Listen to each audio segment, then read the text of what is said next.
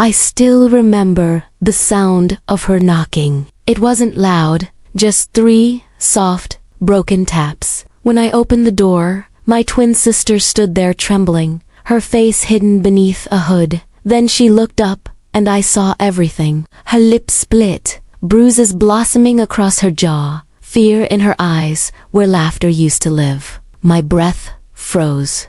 Who did this? She didn't answer. She didn't have to. I already knew. Her husband, Daniel, the charming lawyer who'd once toasted at our wedding table, saying, "I got lucky twice because I married the better twin." We'd laughed back then. I thought he was joking, but that night, she wasn't laughing. She was shaking. She told me everything. How the bruises had started as accidents, then discipline. How he isolated her, controlled her, silenced her, and how she had nowhere else to go. I remember holding her, feeling her ribs under my hands. And in that moment, something cold took root in me. Not rage, something quieter. Precision. People always said we looked identical. Same eyes, same voice, same birthmark near the collarbone. She wore softness. I wore control. But underneath we were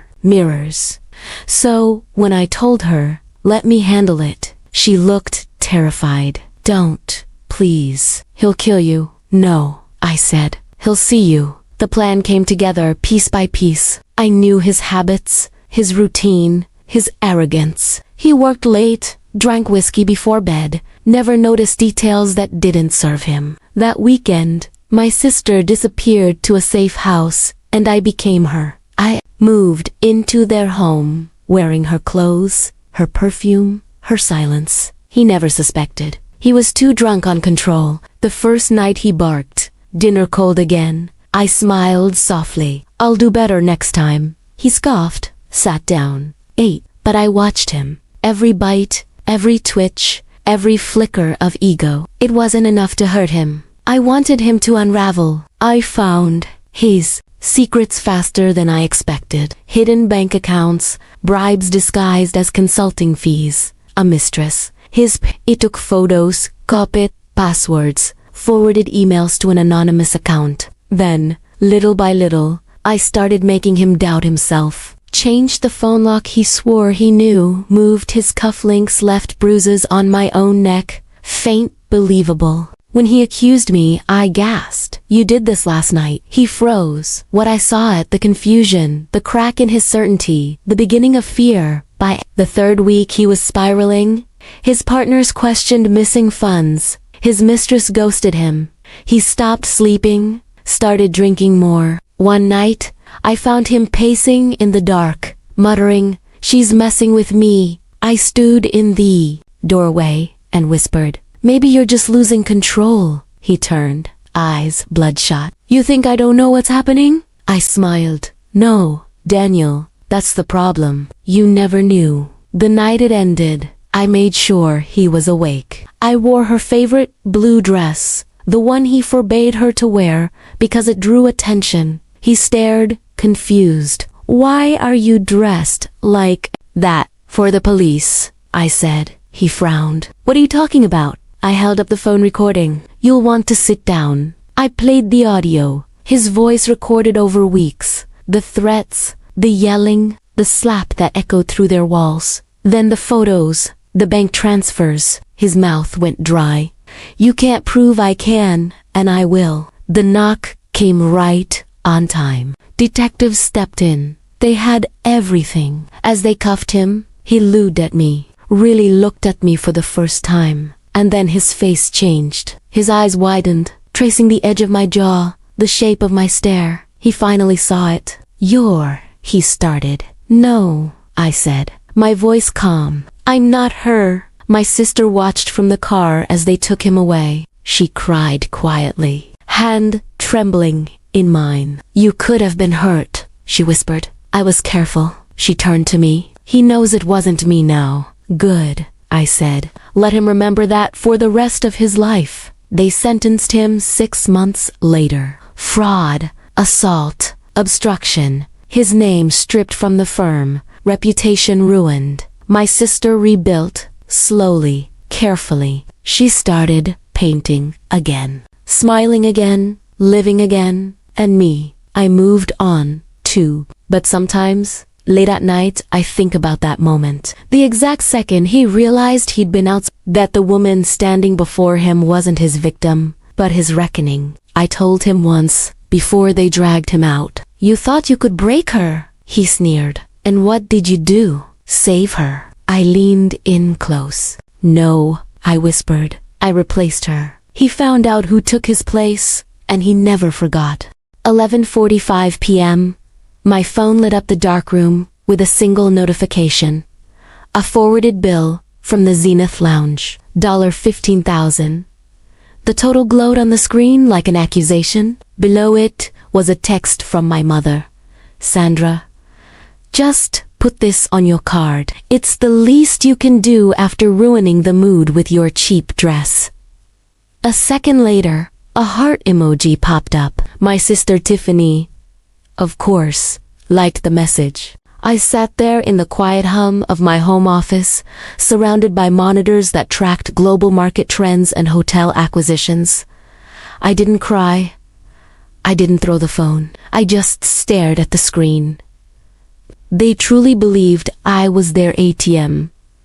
They thought my silence was permission. But silence isn't always agreement. Sometimes it's just the quiet before the execution. I didn't reply to the text. I didn't send an angry emoji. Instead, I opened my laptop. The screen hummed to life, casting a blue light over my hands. To my family, these hands were only good for shelving books at the public library or pouring wine for my father's business partners. They had no idea. These same hands controlled a boutique hotel empire spanning 3 continents. I bypassed my work email and logged into my private investment backend. 2-factor authentication, retinal scan, the dashboard loaded. I scrolled past the real estate portfolios and the tech stocks until I found a folder buried deep in the archives. It was labeled simply, Family Debt Consolidation. I clicked it open. It wasn't just a file. It was a graveyard of their mistakes. There were the receipts for my father's gambling debts from 2018, bought 4 pennies on the dollar from loan sharks who were threatening to break his legs. There were the credit card statements my mother had maxed out on designer handbags she couldn't afford, consolidated into a low-interest loan I managed personally. There was the lease on the luxury condo Tiffany lived in, paid for by a shell company I owned. For years, I had been the silent architect of their safety. I had been catching them before they hit the ground over and over again. Looking at the numbers tonight, I finally asked myself the question I had been avoiding for a decade. But it wasn't love. It was something far more insidious. It was the invisible chain of the survivor. When you grow up in a house where affection is a limited resource, you start to believe that love is a transaction. You convince yourself that if you just pay enough, if you endure enough, if you fix enough of their messes, eventually they will look at you and see a daughter instead of a utility. You build your own prison without bars. You tell yourself that your usefulness is the only thing keeping you inside the family. You think you are being a good daughter, but really you are just a hostage paying your own ransom, hoping the kidnappers will eventually decide to love you. But tonight, staring at that $15,000 dinner bill, the chain snapped. I realized that no amount of money would ever be enough. The ransom had no limit. I could buy them the moon, and they would complain that it was too bright. My compassion hadn't been a gift. It had been a subscription they had overdrafted for years, and tonight, their subscription had expired. I navigated to the submenu labeled Housing Allowance, Jeffrey and Sandra. The status bar glowed green. Auto-renew, active. I didn't hesitate. I didn't shake. My finger hovered over the trackpad. This wasn't revenge. This was accounting. It was a correction of a market error. I clicked cancel. The screen flashed. Are you sure? I clicked confirm. The status bar turned red. Terminated. I did the same for the credit cards. Terminated. I did the same for Tiffany's car lease. Terminated. One by one, I turned off the lights in their financial lives. It took less than 3 minutes to dismantle the safety net I had spent 6 years weaving. When I was done, the total balance due flashed on the screen. $5.2 million. That was what they owed me, and that was what I was going to collect. I closed the laptop and turned around. In the dim light of the bedroom, I could see the outline of Caleb sleeping. He shifted, reaching out an arm to the empty space where I should have been. He was the only one who knew. He knew I wasn't a librarian. He knew I wasn't weak. He knew that beneath the quiet cardigans and the silence, I was a shark. He had begged me months ago to stop funding them. He had told me they would never change. I hadn't listened then, because I was still wearing the invisible chain, but I wasn't wearing it anymore. I walked back to the bed and slid under the covers. My heart was beating slow and steady. There was no guilt. There was only the cold, sharp clarity of the morning to come. They wanted a reaction. They were going to get a foreclosure. 7 a.m. The sun hadn't even fully crested over the Los Angeles skyline when the assault began. My phone vibrated against the marble countertop of the kitchen island. It wasn't a gentle wake-up call. It was a barrage. 17 missed calls, 42 text messages. And now the phone was ringing again. It was Sandra. I answered, putting it on speaker so I could pour my coffee. I didn't say hello. I didn't need to. You ungrateful, spiteful little brat. Her voice screeched through the speaker so loud it distorted. Do you have any idea what you just did? Do you have any concept of the humiliation? I took a sip of the dark roast. Good morning, Mother. I assume the bill wasn't settled to your satisfaction. Settled. Settled. She was hyperventilating. The card was declined. Mina. Declined. In front of the entire staff. In front of Bryce. We tried to put it on your father's platinum card and the machine literally laughed at us. The manager came over. He looked at us like we were criminals. Do you know what it feels like to have a waiter pity you? I knew exactly what it felt like. I had felt it every time I wore my thrift store clothes to their gala dinners. I had felt it every time they introduced me as the quiet one while Tiffany posed for the cameras. It sounds like a cash flow problem, I said, my voice flat. Perhaps you should have checked your balance before ordering the $12,000 vintage. Don't. You dare lecture me on finance, she screamed. You cut us off. I know you did. I tried to use the emergency fund for the Uber home, and it was gone. You stranded us. There. Bryce had to call his mother to Venmo him money for a cab. Bryce, he's an influencer. Mina. He knows people. If this gets out, if people find out we couldn't pay a dinner bill, we are ruined. That was it. Not we miss you. Not why are you doing this. Just the panic of a stage actor realizing the spotlight has been cut and the audience can finally see the cheap plywood of the set. Fix this, she demanded. Transfer the money right now. And apologize to Tiffany. She's been crying all night. You ruined her networking opportunity. I hung up. I didn't block her. Not yet. I needed the data. I needed to see just how deep the rot went. I opened Instagram. Sure enough, there was Tiffany's story posted 3 hours ago. A black screen with tiny white text accompanied by a sad acoustic song. It's crazy how the people closest to you are the ones who want to see you fail the most. Some people just can't handle your shine, so they try to cut your power. Jealousy is a disease. Get well soon, sis. Hashtag toxica family. Hashtag rising above. Hashtag haters gonna hate. I almost laughed. The gaslighting was breathtaking. She had reframed my refusal to be robbed as an act of jealousy. She truly believed that my existence revolved around envying her ability to take selfies. Then came the voicemail from my father, Jeffrey. I played it. His voice was thick, slurring slightly. He'd been drinking. Mina, you listen to me. I know who put you up to this. It's that husband of yours. That substitute teacher. Nobody. He's in your ear, isn't he? Telling you to hold out on your family. He's a leech, Mina.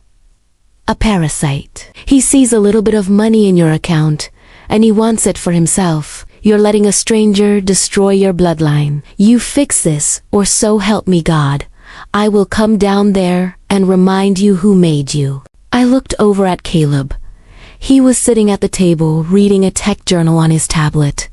He wasn't a substitute teacher. He was the founder of a learning platform valued at $900 million. He had bought my father's gambling debts anonymously 3 times just to keep my childhood home from being firebombed by bookies. He was the only reason they still had a roof over their heads. And they called him a leech. Caleb looked up, hearing the venom in the voicemail. He didn't get angry. He just looked at me with a sad, knowing smile. They're not mad that they lost the money, he said softly. They're mad that they lost their power over you. He was right. For years they had operated on a simple premise. I was the resource, and they were the management. Resources don't have opinions.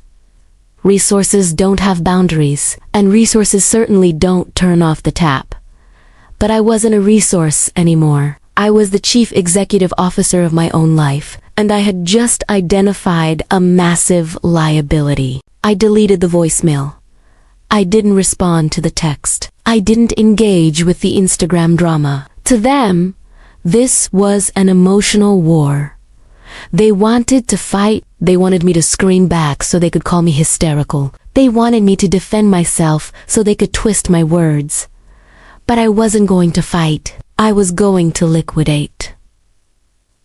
I stood up and smoothed down my blazer. It was time to go to work. Not to the library, but to the glass-walled office downtown where my real name was on the door. Are you ready? Caleb asked. No, I said, grabbing my keys. I'm overdue. I didn't block their numbers. Blocking them would have been emotional. It would have been a reaction. I needed to be proactive. I silenced the notifications and got into my car. I drove past the public library on 4th Street. That was where my family thought I worked. For 5 years, I had led them believe I spent my days stamping due dates and organizing the Dewey Decimal System. It was a convenient fiction. It made me unthreatening. It made me safe to bully because in their minds, a librarian didn't have the resources to fight back. I didn't stop at the library. I drove 3 blocks west to the glass and steel skyscraper that dominated the skyline. I pulled into the underground garage, bypassing the visitor lot and sliding into the spot marked Reserved, CEO. Taking the private elevator up to the 42nd floor, I felt the shift happen in my body. The hunched shoulders of the dutiful daughter straightened. The apologetic expression vanished. I wasn't Mina the disappointment anymore. I was Mina, the majority shareholder. The doors opened directly into the lobby of MV Holdings. The receptionist nodded as I walked past. Good morning, Miss Vane. Elena is waiting for you in conference room. Elena was my attorney. She wasn't a family lawyer who handed out tissues and talked about reconciliation. She was a corporate shark who specialized in hostile takeovers and asset liquidation. She didn't deal in feelings. She dealt in leverage. I walked into the conference room. Elena was already there, a stack of files arranged on the mahogany table with military precision. I saw the transaction logs, Elena said, not looking up from her tablet. You terminated the housing allowance. Aggressive. It wasn't aggressive enough, I said, taking the seat at the head of the table. They think this is a tantrum. They think I'm just holding my breath until they apologize. I need them to understand that the bank is closed permanently. Elena slid a document toward me.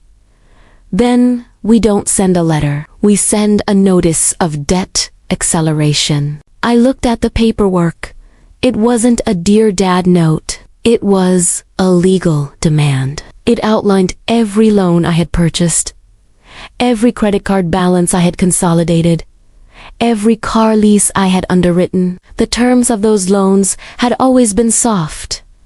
Pay when you can, 0 interest, family terms. But there was a clause in the fine print, a clause Elena had insisted on years ago.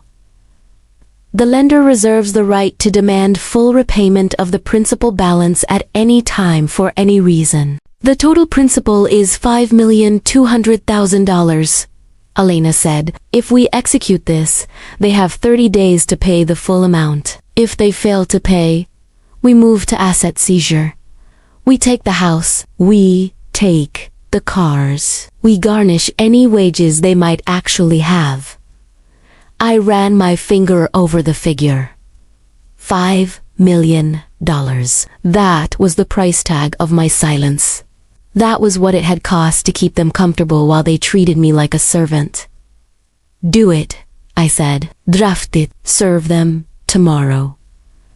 This is the nuclear option. Mina, Elena warned. Her voice held no judgment, just facts. Once you send this, there is no going back to Sunday dinners. You aren't their daughter anymore. You are their creditor. I haven't been their daughter for a long time, I replied. I've just been their sponsor. My phone buzzed on the table. It was a text from Caleb. I just got a voicemail from your dad. He threatened to come to my school and get me fired. He called me a broke loser who is corrupting his daughter. I stared at the message. They were attacking Caleb now. They were going after the only person who had ever loved me without conditions. Caleb sent a second text. Take the gloves off, Mina. Drop the veil. Let them see who we really are. He gave me the signal. For years, we had concealed his wealth to protect his dignity and our peace. But they mistook humility for weakness. I instructed Elena to send the courier package on company letterhead and redirect all correspondence to my office. I wanted them to see the logo and understand exactly who they had provoked. Somewhere, my parents were already raging. I was done managing their emotions. I had a business to run. Then Elena paused. It wasn't an asset. It was a liability. A second mortgage from 3 years ago, taken out on the family home for $250,000. I hadn't authorized it. The co-signer's signature bore my name. It was a perfect forgery. But on the signing date, I was in Tokyo. My father had forged my signature, using my credit to fund Tiffany's so-called success Dubai trips, a G-Wagon, a fantasy life, financed by fraud. If he had defaulted, the bank would have come for me. This wasn't a civil matter. It was bank fraud, an aggravated identity theft, federal prison, mandatory minimum. I didn't flinch. I told Elena to prepare the police report, but hold it. I needed an admission. Public.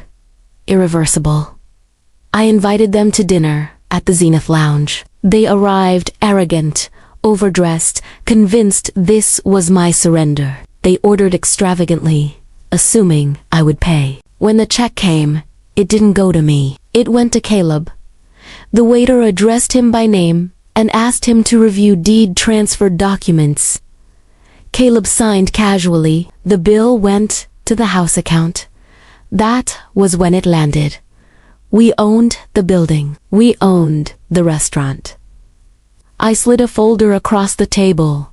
a notice of debt acceleration. They owed me $5.2 million payable in 30 days. Beneath it was the forged loan application. I told them plainly, I hadn't reported it yet. They would avoid prison, but they would lose everything else. Tiffany's influencer boyfriend left immediately. Status evaporated fast without money behind it. 30 days later, they defaulted. I sent the eviction crew. Watching them move into a walk-up they once mocked, I understood their arrogance had always been rented. Without possessions, there was nothing underneath. We sold the house and donated every dollar of recovered equity to a scholarship fund for first-generation students, turning greed into opportunity. I deleted the last remaining folder tied to them and closed my laptop. For the first time, the prison door was quiet, but unlocked. If you've ever had to buy your own freedom from the people who should have given it freely, you're not alone.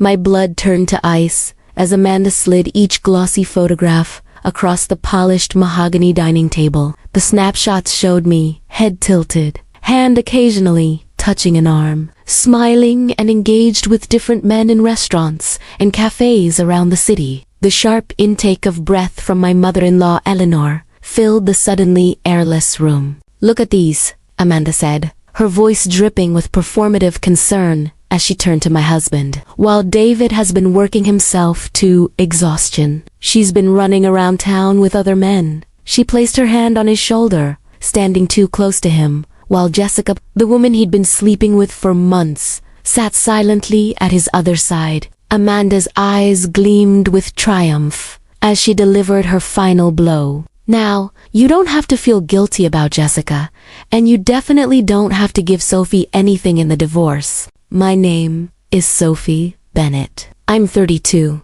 and this is the story of how I turned my husband's family's betrayal into the most important lesson they'd ever learn. The family I had devoted 8 years to gathered around those photos like vultures. Eleanor picked one up with trembling fingers, her voice breaking with practiced disappointment. Sophie, how could you? We welcomed you into our family. Once, her words would have cut deep. Now, I just observed her performance with clinical detachment. What do you have to say for yourself? Amanda demanded, one hand propped on her hip, the other dramatically pointing at the evidence spread before everyone. I took a deliberately slow sip of water, my eyes moving across the table. David still wouldn't meet my gaze. His parents looked appropriately devastated, though I noticed his father, George, seemed more uncomfortable than angry. Amanda stood tall, her posture radiating righteousness.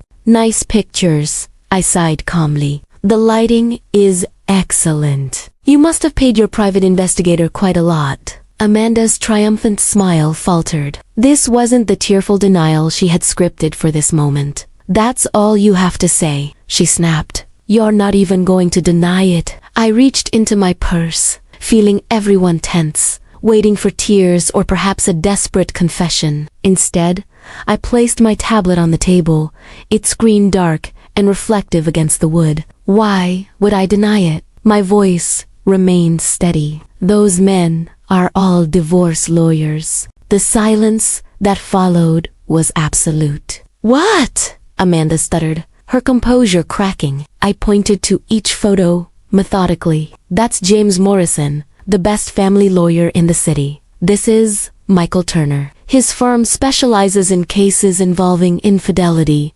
And this dinner, that's William Parker. He's particularly skilled at handling cases where people try to hide assets before a divorce. Amanda's face drained of color. David suddenly found his water glass fascinating. You see, I continued, when I discovered David and Jessica 3 months ago, I decided to prepare properly. You're lying, Amanda said, but uncertainty had replaced her confidence. I activated my tablet, displaying emails and signed agreements. The wonderful thing about legal consultations is that there's always documentation. I scrolled through the files deliberately. But that's not even the most interesting part, I added, finally looking directly at David. What do you mean? Eleanor's voice trembled. Well, I said, During one of these meetings, I learned something fascinating about recent property transfers in this family. Lots of money and houses changing hands, new companies being formed. I let the implications settle over the room. George shifted uncomfortably in his chair. David frowned, turning to his father. Dad, is that why you had me sign those papers last month? You said it was just routine family business. I watched realization dawn on his face. His family wasn't just helping him cheat. They were systematically hiding assets before the divorce. David, sweetheart, we were just protecting you, Eleanor began. Actually, I cut her off. You were committing fraud, she sobbed. Fraud. I smiled, thinly. And my lawyers have documented everything. Amanda collapsed into a chair, the architect of her perfect trap suddenly finding herself ensnared. You knew, she whispered. You knew this whole time. I nodded, gathering my belongings. Next time you hire a private investigator, make sure they're not working for both sides. I stood, smoothing my dress. Oh, and David, your lawyer will receive the paperwork tomorrow. You might want to read it carefully, especially the part about fraud. At the door, I turned back to Amanda. Thanks for the photos. They'll make excellent evidence. My heels struck the floor like a metronome as I walked out. Only when I reached my car did I finally allow myself a small private smile. They thought they had trapped me, but they had no idea what was coming. The next few days unleashed chaos. My phone buzzed constantly with messages from David's family, threats mingled with tearful pleas. Amanda cycled between rage and panic, her texts growing increasingly desperate. You can't do this to us. We're family. Her latest message read. That word family lingered in my mind. They hadn't treated me like family when they were planning to leave me with nothing. I archived her message without responding and focused on my preparations. James Morrison's law office projected exactly the power it intended. Gleaming wood supple leather chairs and an atmosphere of quiet authority. I reviewed documents in the conference room while waiting for the others to arrive. Right on schedule, David entered with his lawyer, followed by Eleanor and George. Amanda trailed behind, attempting confidence, but failing visibly. Mrs. Bennet, James greeted me with a professional nod. Shall we begin? I watched David's expression as James methodically presented our evidence. He paled noticeably when we displayed our timeline. Every suspicious property transfer, every hastily created company, every deliberate attempt to hide money. Eleanor clutched his arm when James mentioned potential criminal charges. This is nonsense, David's lawyer protested. These were normal family business decisions. Were they? I asked, sliding forward a stack of documents. Because these records show my name was removed from family business assets exactly 3 months ago, precisely when David began his affair. Quite a coincidence, don't you think? George shifted uncomfortably. He had always been the weakest link, too concerned about his social standing to risk public scandal. Now, James continued, we're prepared to be reasonable. Mrs. Bennet helped build this family's success. She simply wants her fair share. Fair share, Amanda snapped. She's trying to ruin us. I turned to her, maintaining my composure. No, Amanda, I'm protecting what I helped create. I paused. Would you like me to play the recording of you and David discussing how to keep the gold digger from getting anything? Her face went white. David's head snapped up. You recorded us? No, I replied calmly. Your mistress did. Jessica was quite helpful once I showed her proof that you were planning to discard her, too, once you'd secured your assets. The room erupted. Eleanor dissolved into tears. George demanded to speak with his personal lawyer. Amanda screamed about betrayal. Through it all, I sat quietly, watching my husband realize how thoroughly he'd been out. Here's what's going to happen. James spoke over the chaos, his voice commanding immediate silence. We have documented evidence of attempted fraud. We can pursue this criminally, or we can reach a reasonable settlement today. Your choice. David's lawyer requested a moment with his client. As they huddled in the corner,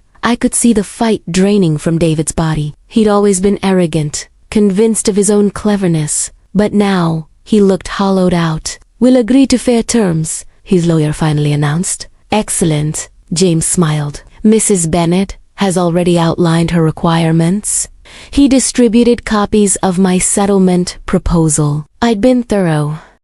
I wanted what I'd helped build, nothing more. "This is outrageous!" Eleanor exclaimed, but George placed a restraining hand on her arm. "Sign it, David," he said quietly. "We can't risk this getting out." As David picked up the pen, Amanda made one last desperate attempt. "Wait, those photos? They were in public places. She was flaunting these meetings." I couldn't help but laugh softly. "Of course they were public. I wanted you to see them. Every lunch, every coffee meeting, I knew you were having me followed. I just made sure your investigator captured exactly what I wanted you to see." The realization that they'd been played at their own game finally silenced them. One by one, the documents were signed. As James gathered the paperwork, I stood to leave. "Sophie," David called, his voice strange. "When did you get so calculating?" I paused at the door. "I learned from the best, didn't I? Family taught me." The irony wasn't lost on anyone in the room. As I walked out of the office, I felt lighter than I had in months. Sometimes the best revenge isn't just about winning. It's about showing them they underestimated you all along. Outside, the autumn air felt crisp and clean. My phone buzzed with a message from Jessica. "It's done. Thank you for showing me the truth about him." I smiled, remembering how easily David's mistress had become my ally once I showed her proof of his pattern, his promises to her, his plans to discard her just like me. After securing his wealth, sometimes the strongest alliances come from unexpected places. Driving home, I thought about family, not the one that had betrayed me, but the one I would build for myself now on my own terms. 6 months after the settlement, I sat on the balcony of my new apartment, sipping coffee and watching the city awaken. Morning sunlight cast long shadows across my newly furnished living room, highlighting the fresh start I'd created. My phone buzzed with a text from Jessica, of all people. We'd maintained an unlikely friendship after everything. "You won't believe who I just saw at Riverside Cafe. Amanda. She actually tried to pretend she didn't see me." I smiled, remembering how thoroughly the family had unraveled after our meeting. Their carefully constructed facade of perfect family business had cracked under the weight of their own schemes. George had retired early, claiming health issues, but everyone knew it was to avoid the whispers at his precious country club. Eleanor had thrown herself into charity work, desperately trying to maintain their social standing. Amanda, perhaps, had faced the harshest reality check. Her role in the attempted fraud had cost her position in the family company. Last I'd heard, she was working as a junior accountant at a small firm, a significant step down from her former executive title. My phone rung. "James Morrison." "Sophie," he greeted warmly. "Just wanted to let you know the last of the transfers are complete. Everything's officially settled." "Thank you, James, for everything." "You know," he said thoughtfully, "in all my years practicing law, I've never seen someone handle betrayal with such strategic precision. Have you ever considered a career change?" I laughed, but his words resonated. In outmaneuvering David and his family, I discovered parts of myself I never knew existed. Strength, cunning, and an ability to see several moves ahead. Later that afternoon, I met Laura, my closest friend, for lunch. She'd been my rock throughout everything, one of the few people who knew the whole story from the beginning. "Have you heard?" she asked, sliding into her seat. "David's been demoted. Apparently, some of his business decisions during the divorce drama didn't sit well with the board." I shook my head. "I'm not surprised. He always did think he was smarter than everyone else." "Speaking of smart," Laura leaned forward. "How's the new venture going?" I reflected on the woman I'd been a year ago, trusting, naive, willing to believe in family loyalty above all else. That woman was gone, replaced by someone stronger, wiser, but not bitter. My phone buzzed again. Another text from Eleanor. I miss you. The family isn't the same without you. I archived it without responding. Some bridges, once burned, shouldn't be rebuilt. That evening, as I reviewed applications for my firm's mentorship program, I reflected on how life had changed. The family that had tried to destroy me had inadvertently set me free. Their attempts to leave me with nothing had pushed me to become something more than I'd ever imagined. The doorbell rang. Jessica, with a bottle of wine. Our monthly catch-up sessions had become a tradition of sorts. To Karma, she raised her glass, settling onto my couch. David's dating someone new. By the way, poor girl has no idea what she's getting into. Should we warn her? I asked, half joking. Jessica laughed. Something tells me she'll figure it out on her own. Besides, I hear she's quite clever with computers. Maybe she'll catch on faster than we did. We shared a knowing look. Sometimes the best revenge isn't about getting even. It's about moving forward while watching karma do its work. As the sun set over the city, casting an orange glow through my windows, I felt at peace. The family that had tried to write me off as naive had taught me the most valuable lesson of all. Never underestimate someone who has nothing left to lose. My new life wasn't built on revenge or bitterness. It was built on wisdom, strength, and the knowledge that sometimes the worst betrayals lead to the best beginnings. I raised my glass to the setting sun, silently thanking them for teaching me exactly who I could become. The story of how my husband's family tried to destroy me had become the catalyst for my greatest transformation. Sometimes the best revenge isn't about getting even, it's about getting better. My name is Patricia Robinson, and I was 29 years old when my boyfriend told me that people only invited me places because of him and that on my own, I was forgettable. He didn't shout it. He didn't say it in anger. That was the part that lodged itself deepest. The calmness, the casual cruelty, like he was offering me a gentle truth I had been too naive to understand. We were sitting in the car after a dinner party. City lights flickered across the windshield, the air thick with that heavy kind of silence that follows public discomfort. He looked at me as if he had just solved a problem, and said it like a conclusion he'd reached long before that night, not an opinion, but a fact. I didn't argue. I didn't cry. I just said, good to know. I met Philip Gordon 2 years earlier when I was 27. Philip was magnetic in that effortless way people adore. He remembered names, dominated conversations, turned ordinary rooms into stages. I was quieter, gentler. I listened more than I spoke. I preferred depth to volume. Small dinners, 2 crowded parties. In the beginning, we convinced ourselves we were balanced. He brought me out. I gave him steadiness, at least. That was the story we liked to tell. But imbalance doesn't arrive loudly. It creeps in disguised as jokes. Thank God I dragged you out tonight. He'd laugh. You'd never leave the apartment otherwise. Or, if I didn't introduce you, nobody would know you were here. I laughed along. It was easier than examining why those comments stung. I told myself I was lucky. Someone like him wanted me at his side. 4 months before everything cracked, the jokes sharpened. We were getting ready for one of his work events when he glanced at me in the mirror and said, "Try to be more engaging tonight. I don't want people thinking I brought dead weight." He laughed after saying it, as if laughter scrubbed cruelty into humor. I nodded. I tried harder. I smiled wider. I filled silence with questions and light opinions, as if participation could make me worthy. But I could see the disappointment in his eyes when I fell short. Subtle, restrained, but unmistakable. The breaking point came at a dinner hosted by one of his closest friends. 8 couples, expensive food, conversations built around status. I listened, as I always did, asked questions, as I always did. Philip looked at me with those same expectant glances, waiting for me to perform. On the drive home, the mask slipped. People only invite you because of me, he said. On your own, you're forgettable.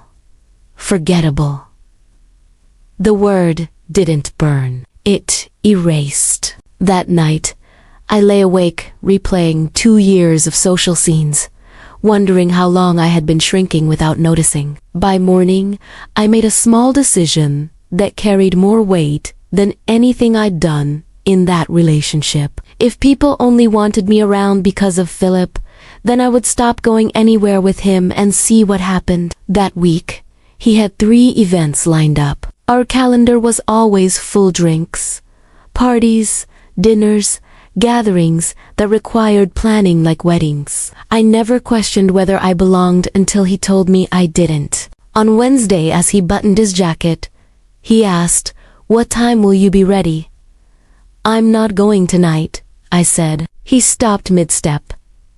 "What?" "You said people only invite me because of you, so I'll stay home. That way no one has to tolerate dead weight." He scoffed. "Don't be dramatic. I'm just listening." His expression tightened. He left without me. When he came home around 11, he dropped his shoes by the door. He didn't mention the event. I didn't ask. Friday arrived with another dinner. While I cooked for myself, he leaned against the counter. "You coming tonight?" "No." He exhaled hard. "Still doing this? I thought I'd stay home and be forgettable here," I said. "Isn't that easier for everyone?" He stared, stuck between irritation and confusion. He left anyway. He returned close to midnight, unsettled. "Rebecca asked about you," he said. "What did you tell her? That you weren't feeling well?" "Why lie? Because I'm not telling my friends my girlfriend is boycotting social events to prove a point?" "I'm not proving a point," I said. "I'm testing a theory." Saturday was Brunch Philip's favorite circle, the one that fed his ego best. He paced the apartment before finally snapping. "You're coming today?" "No. People are asking questions." "What questions? About me or about you?" He hesitated. "About us, about why you're never around." "Tell them the truth," I said. "Tell them I'm forgettable." His jaw clenched. He left. At 4, he returned. No performance, no charm, just quiet. He sat on the edge of the bed staring at nothing. "What happened?" I asked. "Someone pulled me aside," he said. "Jen." My heart flickered. "What did she say?" He swallowed. "She said everyone had been asking about you all morning. Not why you weren't there, just about you." The room stilled. "She said they miss you," Philip continued. "That you're one of the few people who actually listens. That you remember things. That you make people feel comfortable."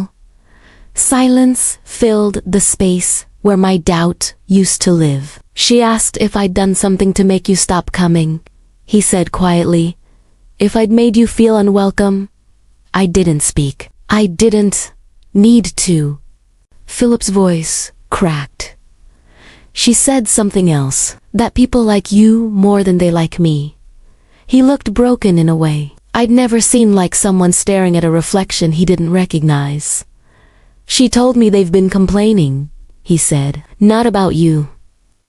About me. About how I talk over people, how I always redirect conversations, how exhausting it can be."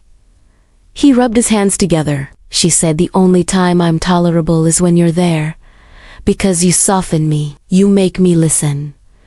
There was no victory in hearing that, only a strange sadness. "So when I told you people only invited you because of me," he whispered, "I was wrong.